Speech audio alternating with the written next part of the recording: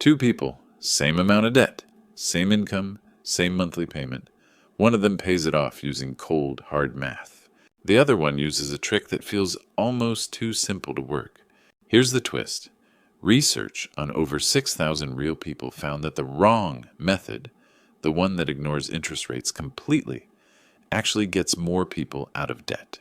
Today we're doing the real math, debt by debt, dollar by dollar, so you can see exactly which method wins for your situation.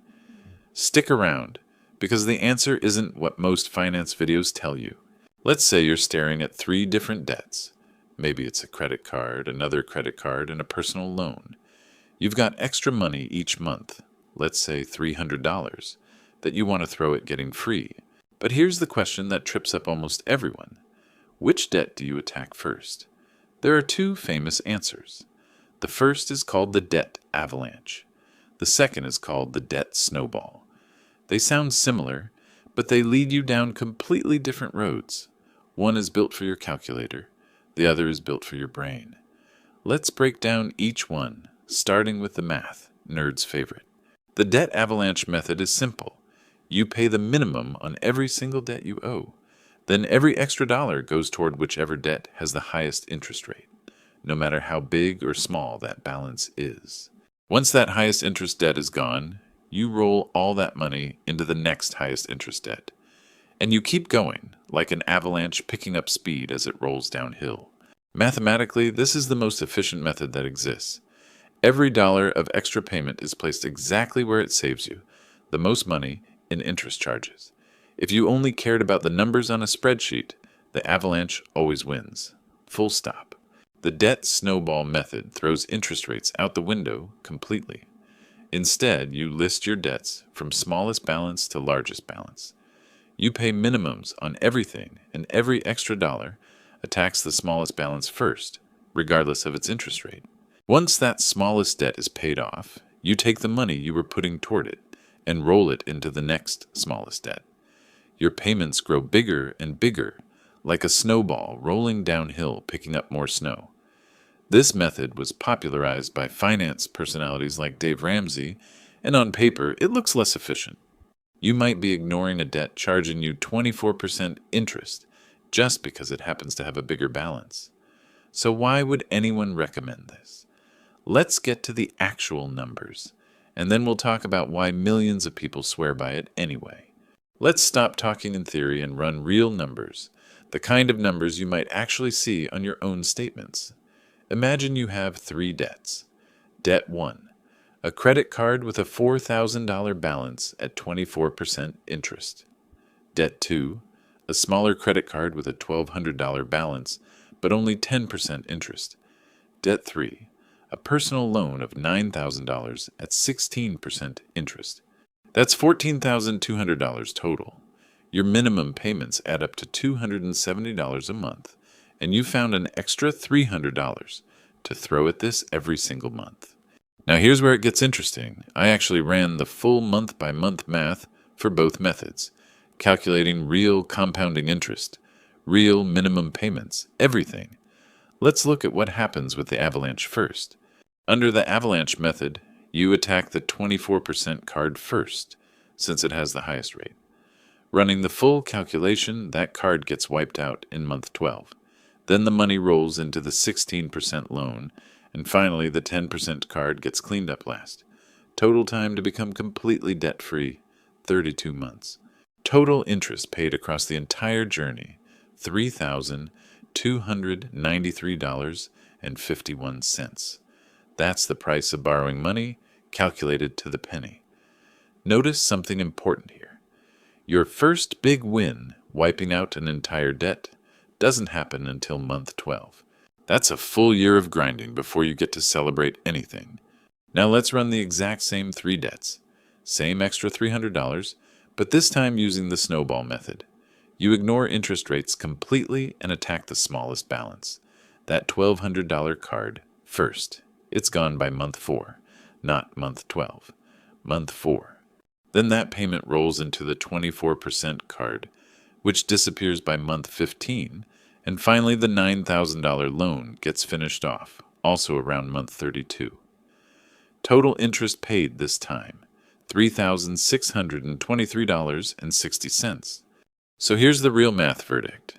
The Avalanche method saves you $330 compared to the Snowball, and in this example, both methods take you the exact same 32 months to become debt-free. The Avalanche wins on cost. But look at that first number again. Month 4 versus month 12. That difference is about to matter a lot more than you think. Let's put both results side by side. Avalanche, $3,293 in interest. First debt gone in month 12. Snowball, $3,623 in interest. First debt gone in month 4. On pure math, Avalanche wins every time. It will always cost you the same or less than Snowball because you're always targeting the debt that's bleeding you the most. That's not opinion. That's arithmetic. But here's what nobody puts on the spreadsheet. Does the math even matter if you quit before you finish? In 2012, researchers at Northwestern University's Kellogg School of Management studied roughly 6,000 people enrolled in a real debt settlement program. They wanted to know which strategy actually gets people to the finish line. Their findings surprised a lot of finance experts. People who closed out small debt accounts first, independent of the interest rate or the dollar amount, were more likely to eliminate their entire debt load than people chasing the highest interest rate. In other words, closing an account, any account, seemed to matter more for follow-through than the size of the balance being closed. The researchers called it the small victories effect. Paying off math on a spreadsheet doesn't factor in something crucial: whether you actually keep going for the next 2 or 3 years of your life. This wasn't a one-off finding either. Other researchers, including work highlighted in Harvard Business Review, found something similar. What motivates people isn't how much money is left on a card. It's what percentage of that specific balance they've managed to wipe out. Paying off a small debt completely feels like crossing a finish line. Paying down a fraction of a huge debt, even if it saved you more money, feels like nothing changed at all. And that feeling is exactly what determines whether you stay disciplined for the next 20, 30, or 40 months of your life. Here's the simple version of what's happening in your head. Every time you completely close out a debt, your brain treats it like a reward. That small hit of satisfaction reinforces the habit and makes you want to keep budgeting. Keep saying no to takeout. Keep transferring that extra money. Fewer open accounts also means fewer due dates to track and fewer numbers competing for your attention. The Avalanche method is mathematically smarter, but it asks you to stay patient and disciplined for a long stretch before you see any account hit zero. For a lot of people, that patience runs out somewhere around month 6 or 7, long before that big high-interest card is gone. So which method actually wins? Honestly, it depends on you, not on the spreadsheet. If a $300 difference in interest keeps you up at night, and you know you can stick to a plan even when progress feels slow, the Avalanche will save you real money. Take it. But if you've tried budgeting before and quietly given up after a few months because nothing felt like it was changing, the Snowball's quick wins might be the only thing standing between you and actually finishing. And here's a secret. A lot of finance channels won't tell you. You're allowed to mix them.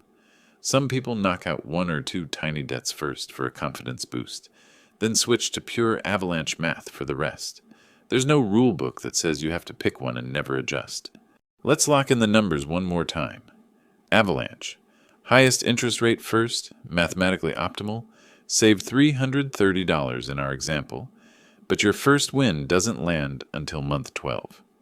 Snowball. Smallest balance first, ignores interest rate.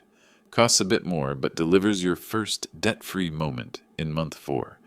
And research on thousands of real people shows that early win often makes the difference between finishing and quitting. Pick the one that matches your personality, not the one that just looks better on paper. If this saved you from months of guessing, do me a favor and hit subscribe. I break down real financial math like this every single week. No fluff, just the numbers and the psychology behind them. Drop a comment telling me which method you're picking, Avalanche or Snowball, and I'll see you in the next one.